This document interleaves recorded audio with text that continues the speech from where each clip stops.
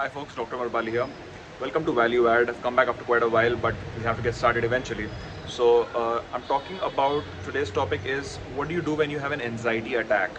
Now this is something that may come to you at some stage in life or may never come, but you may see people around you who have experienced that, and that may be something so uncontrollable you may not know what to do about it, even because treatment is only to a certain extent.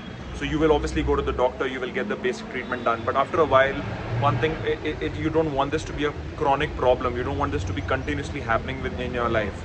So at that stage, what do you do? How do you're trying to relax, you're doing all kinds of activities to relax, and that's not helping you. You are exercising, you're going through all. I have a friend in my life who was literally going through that stage where he's following the best kind of diet, trying to de-stress himself in wherever he can, but it's not helping.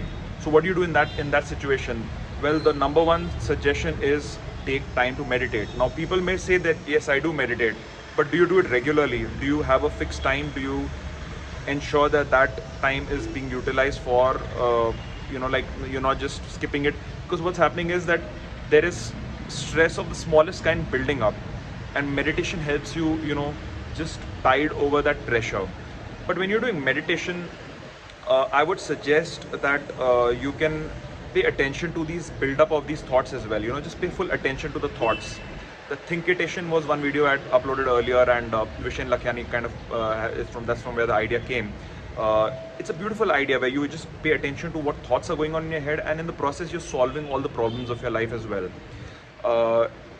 In addition to that, when you're talking about a symptom coming up in an anxiety attack, when if the symptom is in the form of you're having like a you are having like a gastric symptom or a symptom related to headaches, so then pay attention to that part of your body, where there is changes happening inside that body, and just for like daily 5 minutes, 10 minutes, just keep complete attention.